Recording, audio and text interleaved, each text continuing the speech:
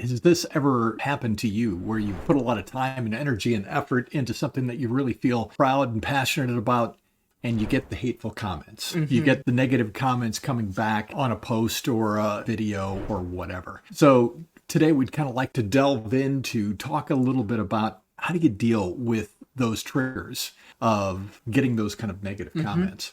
Absolutely. The reason we chose this topic today is because just recently we moved our email list to a new email provider. And as part of that move, I sent an email out to our 7,000 subscribers saying, do you still want to hear from me? And if so, great, you don't need to do anything. If you don't want to hear from me anymore, click the unsubscribe button. I hope you'll stay, but I completely understand if you don't. So it was a really friendly, warm email. So a lot of people didn't reply. Of course, they didn't need to reply, but some did. And the vast majority of the emails I got back were lovely. Thank you so much. I really appreciate your emails. Yes, please keep me on your list and so on. And then there were a handful of not nice emails.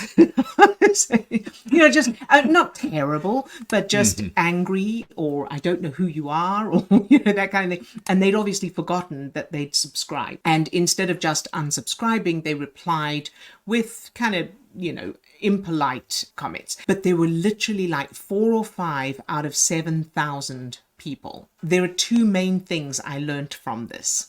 The first is that I still had a reference to change, which I'll come to secondly. But the second one, which we'll do first, is the brain focuses on the danger. So no matter how much positive stuff there is, you just need one negative one for your brain to focus on that. I know for myself, in the past, my reaction to the kind of response that we would have gotten, because I know that it has happened in the past, in earlier iteration of a business that I was in, I remember a couple of instances where I got a lot of positive adulation, the work that I was doing. I got a lot of really amazing comments, and one negative comment from one particular person.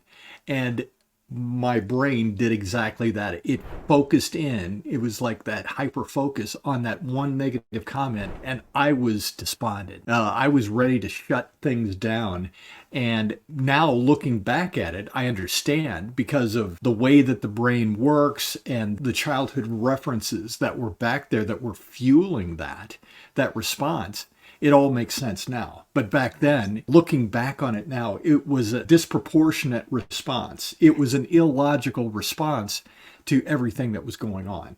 But it makes some sense now. Absolutely. That's a great example. Thank you. And the point of that is to say that when you do get haters, you get negative comments or feedback on something, remind yourself that there's an illusion that the negativity is bigger. But if you remind yourself, okay, the brain is only focusing on the negative ones, not because there's some meaning in them, not because they're true, not because there's a lot of them, but only because the brain is designed to focus on the danger and ignore everything else. The brain tends to filter out all the good stuff and home in on the negative. Reminding yourself of that is the first step, and that can help.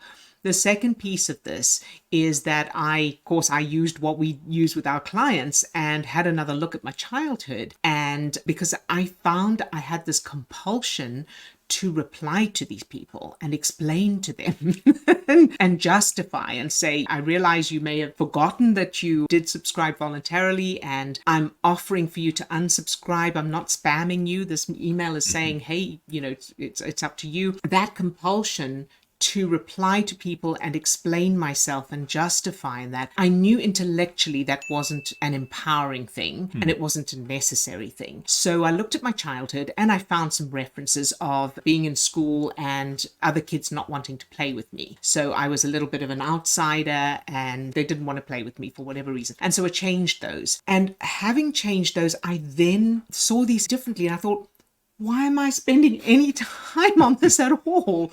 Or I don't need to engage. The kind of penny drop for me was, oh yeah, I can open the email, see what it says, and then just move on without me needing to engage. So I gave myself permission to not have to engage in any way, not spend any time on it, and instead focus on all of the other thousands of subscribers and followers and clients, audience who do get value from what we provide. Those reactions that we're having to the negative comments, getting those haters' comments, those reactions are all individual. They're all unique and they're happening within each one of us. While you might have been reacting with this compulsion of needing to respond and explain, I know in the past, my go-to response would have been to shut down. Yes. And for somebody else, their response would be to throw some hate back, Yes. to get into that fight mode as opposed to a runaway mode or fight, flight, freeze, So for me, shutting down, freezing would have been more of my response. So for all of us, it's going to be independent, it's going to be unique, and it's all going to be dependent upon what's there as those proofs and references from our childhood. Now, this is where doing that work and diving into that a little bit deeper is where and what we do in more detail. We'd like to invite you to stop in at our next live webinar. We're going to go into that in a lot more detail. That link and that understanding of what it is in childhood that is actually at the root of our reaction. Understanding how the brain works and understanding that the brain is more predominantly focused on looking at the negative. It's part of our survival system. But also understanding what specifically in our childhoods are at the foundation of our reaction. Yeah. I mean, there are people out there who have so much to give and so much good they can do in the world, so much they can help others, so many ways they can help others. But naysayers, people that hate comments, that kind of thing, can impact them to such a degree they give up and then they never actually get to do what they're so passionate about, which means there are people out there who never get their help because of the effect of those comments.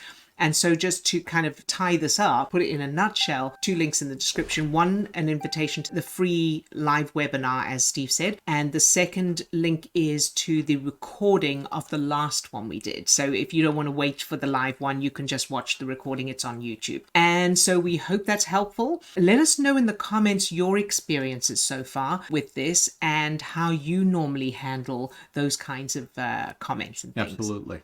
All right. And we'll see you next time. Bye-bye. Bye for now.